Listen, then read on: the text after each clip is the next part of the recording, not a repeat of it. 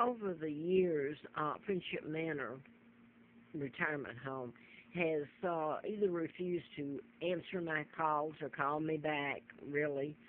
And I'm talking about over the years.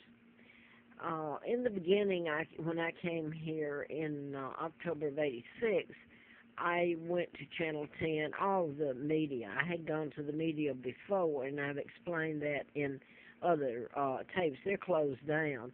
They're controlled by the Rockefellers and Rothschilds. And anyway, Ken Serpan was news director at Channel 10, and he seemed interested, he and Gene Owens, that's his name, I couldn't remember a while ago. He was editor back then for the Roanoke Times, and I really liked him.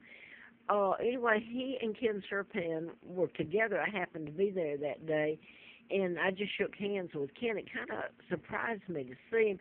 But later, Ken Serpan left and became the administrator for Friendship Manor Retirement. And Gene Owens suddenly left being editor here and went to Greensboro, I believe, North Carolina. It was in North Carolina. I never heard from him again. So anyway, let me explain this. When I was out at Flint's, I had written a medical malpractice book, and it included Larry McDonald, which he said here I knew who helped kill his attorney and shoot him. This was in April of '84. I was out there twice during the campaign. In October of '83, that's when the KAL that he was on, Larry McDonald was on, was shot down. And all the passengers aboard were killed. It was en route from Juneau, Alaska to Seoul, South Korea. Soviets shot it down. So he did this. I was out there twice during that campaign to replace Larry McDonald, Dr. Congressman.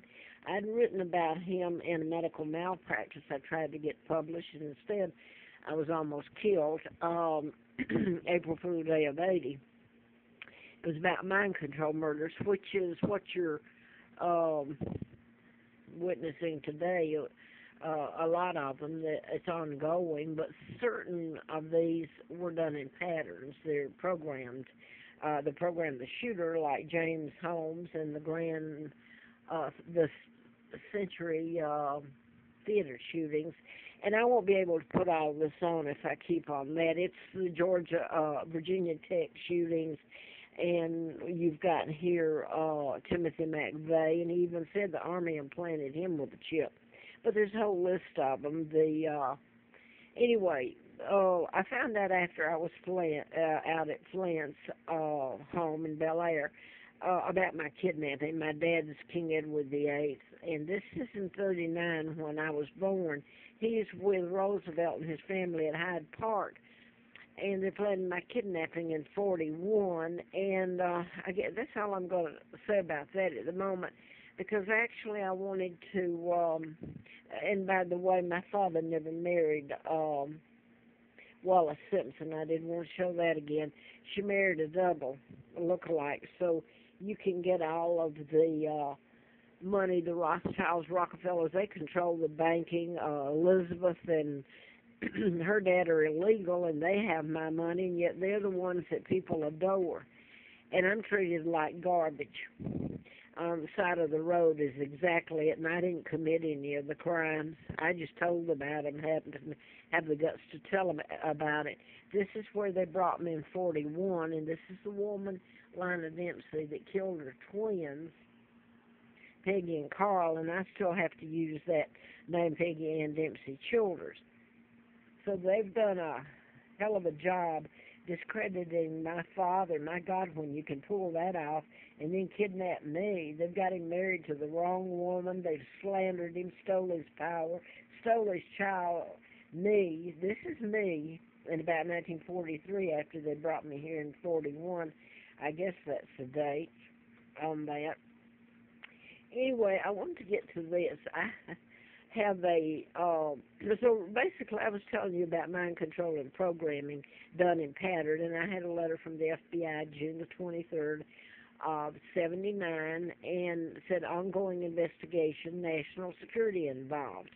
and that was issued by William Harper, the U.S. District Attorney from Atlanta area, and then I had antifreeze put in me April Fool Day of '80, and that was hell that you can't even imagine. I was illegally transported back to Huntsville, Alabama, and went to work for the district attorney, Fred Simpson, in '80 in that condition, and passed a background check by Sheriff Patterson.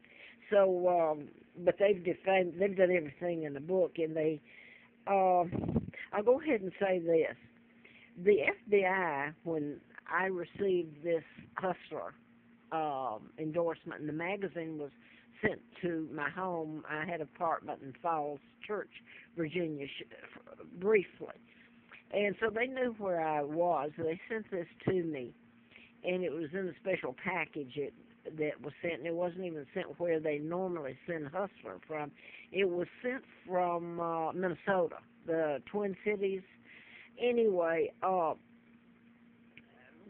the FBI, to a degree, run Hustler magazine.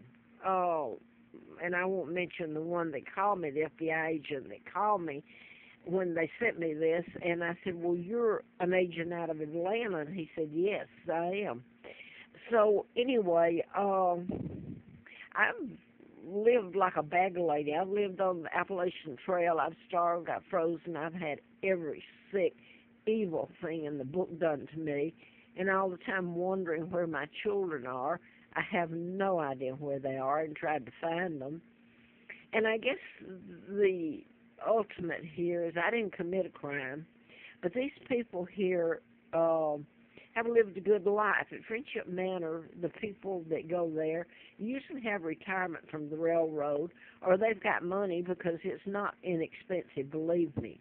It does not accept HUD, as far as I know, and low income, so I really would be a slum person there, and that's the way I've been treated when you refuse to even talk to me or etc. And by the way, I did want to get this in. The person that gave me the video to upload this, because the law doesn't work for me and I can't get an attorney, I think they're afraid they'd be killed. He reminded me that he got a friend of his in, and I hope you don't mind me telling this. I think that was part of you giving this to me.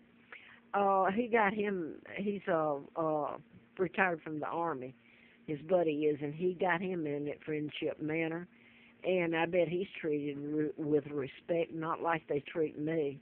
It's hideous. I hope again and pray that the world has to see what's been done to my mom and dad, to me and my sons, here in this country in plain sight over all these years. And my children, what happened to them? I hope they were gotten out of all of this, and I hope they're in a safe place.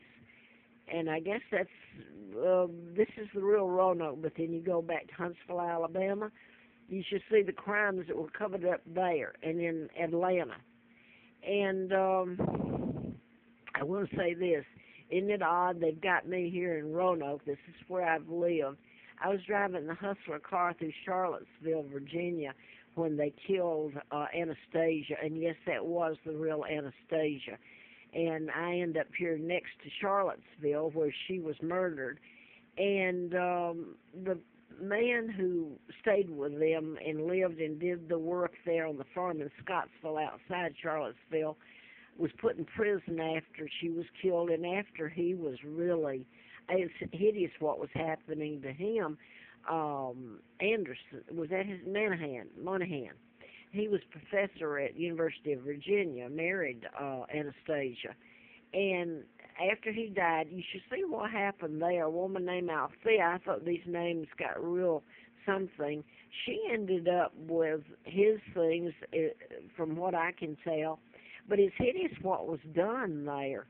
Anastasia was cremated, and it was her. But anyway, this handyman came to me, and how he knew where I was, I don't know. Somebody had to Xerox this pile of things.